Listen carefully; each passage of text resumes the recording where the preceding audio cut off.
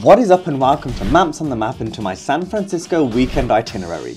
That's right, we're going to try and do it all, clocking the city by the bay in 48 hours. Completing San Francisco in a weekend is more than achievable if you've got a plan, and I want to save you the effort of doing all the research with a step-by-step guide to the city, with every stop in this itinerary being in order of location so you know exactly where to go next. We're going to start off the weekend pretty chill as we hit up the bustling Union Square, literally the heart of San Francisco, with loads of actual art exhibitions scattered throughout the square as part of a public art installation. I actually stayed in Union Square, which was a great base for exploring, and if you want to know more, check out my hotel review by clicking the pop-up link or heading to the description below. Whether you want to go shopping, have a few drinks at a local bar, or get your munch on at one of the many restaurants, Union Square's got your back. Oh, and if you know me, you know that I rave on about the Cheesecake Factory, and Union Square has not only got one of the god tier establishments, but it's got a rooftop terrace. Cheesecake and views, what more could you ask for? Just a short walk away from Union Square is the City Hall, a stunning government building and a hot spot for a few pictures. Here's a fun fact for you. Did you know that the dome of the City Hall is actually taller than the White House dome? Man like Maps on the Map busting up facts for days. Now at this point I want to quickly talk about how to get around San Fran, because we made the big mistake of trying to walk everywhere, which trust me, unless you want bones for feet by the end of the trip, don't even try it. San Fran is hella hilly, and I mean hills for absolute days, meaning that even though something doesn't look far away, because you're often walking uphill, you end up just tiring yourself out. Man's had to buy new shoes, I was in that much pain from walking. This is probably the hilliest hill ever. I don't know if you can appreciate how steep this is. Not that much fun. I'm sure it'll be worth it when we get up there. I am knackered, man. You can see the views behind me. It shows how hilly the city really is. It's crazy. So I'd highly recommend Muni, San Fran's well-connected bus service, which allows you to use cash or the mobile app to get around town, and for only $5 for a day pass, it is much cheaper than rideshare apps like Uber. So back to the itinerary.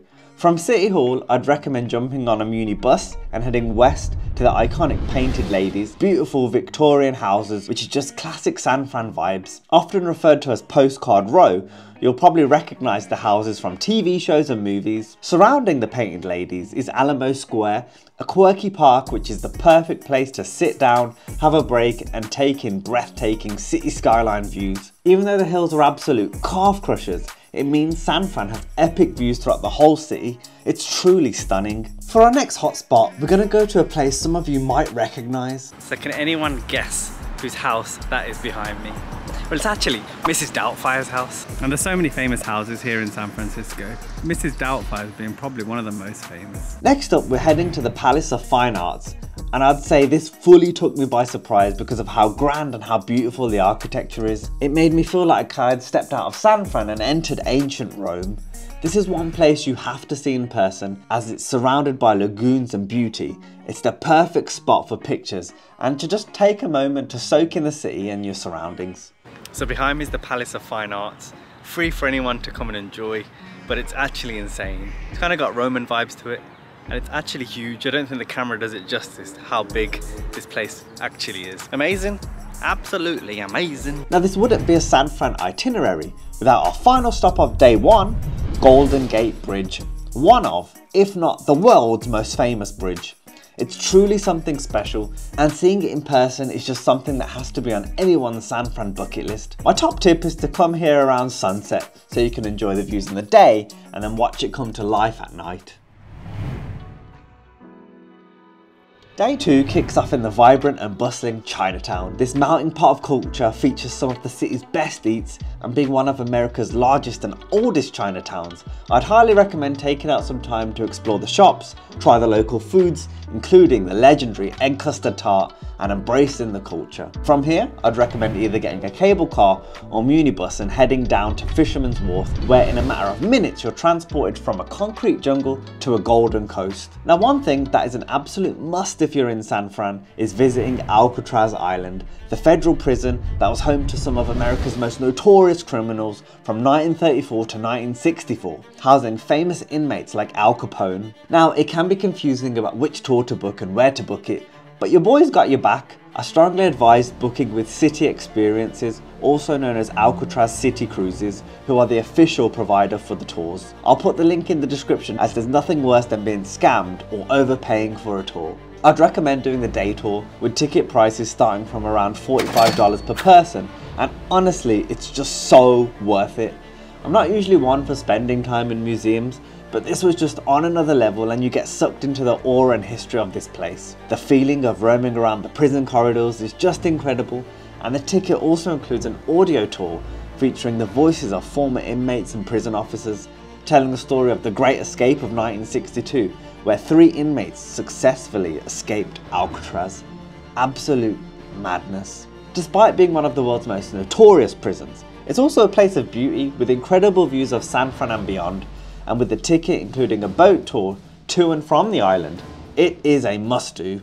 Oh, and if you're like me, you're a gamer, that's even more reason to go to Alcatraz, as Rebirth Island from Call of Duty Warzone is based on Alcatraz, which is just mind-blowing and an experience in itself. It was surreal because I felt like I knew Alcatraz, like it was a home away from home, having never actually stepped foot on the island before. Like most of the time I was just in awe of how similar it was to Call of Duty, to the point where I knew where I was going in real life because of playing the game. Heading back to the mainland, our next stop of the day is Pier 39 at Fisherman's Wharf, and this is where you get to witness a bit of wildlife with the local sea lions chilling on the dock, catching some rays. Pier 39 is so cool, there's so much to see and do, from checking out the sweet treats and restaurants, to playing games, and even seeing pearls being removed from oysters. From Pier 39, you're going to want to take a short walk to our next spot, which is Ghirardelli Square, passing by the San Fran Maritime National Historic Park, where you'll come across historic boats and ships. As for Ghirardelli Square, you literally can't miss it. Like bro, there's giant letters pointing it out. This is where you get your sugar rush, because here is where you'll find the absolute fire Ghirardelli world famous hot fudge sundae. If you want to check out more of the mouth-watering sundae and why San Fran is a foodie's paradise, check out my San Fran food tour by clicking the pop-up link or checking the link in the description below.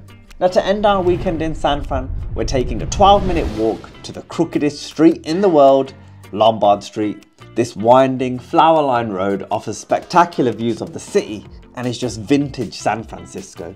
And there you have it, an unforgettable weekend in San Francisco. San Fran, you've been an absolute banger of a city. So that concludes today's video. If you enjoyed the video, then leave a like. If you got any questions about San Fran, then leave a comment down below. And as always, subscribe to the channel for more. Until next time, peace!